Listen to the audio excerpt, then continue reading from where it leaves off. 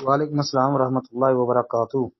محترم بھائی کا سوال ہے جی، ربنا ولک الحمد رکوع کے بعد، رکوع سے اٹھنے کے بعد پڑھنا نبی علیہ السلام سے ثابت ہے؟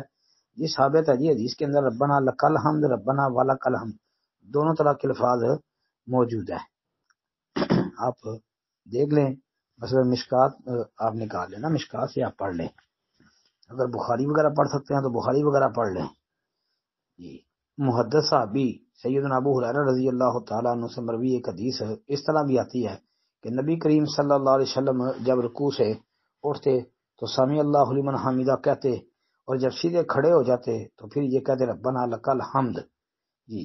اور ایک دوسری حدیث میں یہ بھی آتا ہے کہ یہ ربنا لک الحمد حمدا کثیرا طیبا مبارکا فیہ، یہ جس صحابی نے رکوع سے کھڑے ہو کر یہ کلمات کہے تھے نا، نبی کریم صلی اللہ علیہ وسلم نے اس کے متعلق فرمایا کہ میں نے 30 سے زائد فرشتے دیکھے جو اس کام میں ایک دوسرے سے سبقت لے جانے کی کوشش میں تھے کہ ان کلمات کو پہلے کون تحریر کرتا ہے، لکھتا ہے جی۔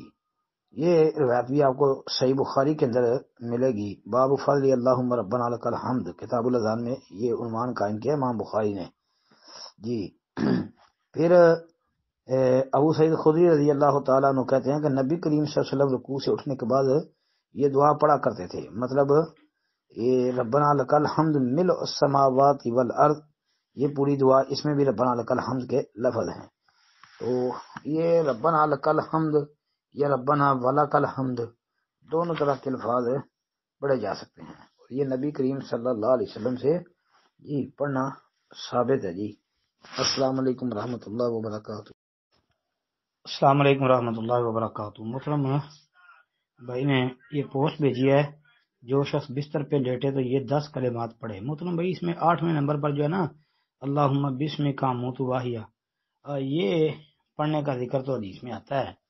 کوئی بھی آپ ذکر و اذکار پر مبنی کتاب پکڑ لیں، آپ کو انشاءاللہ اس کی دلیل تو مل جائے گی، لیکن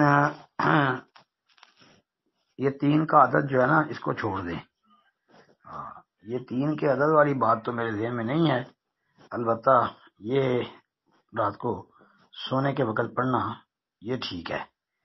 باقی چیزیں جن کو خاص کیا گیا رات کو پڑھ کے سونا، تعداد کے ساتھ جو لکھا ہے پتہ نہیں جی۔ السلام علیکم ورحمۃ اللہ۔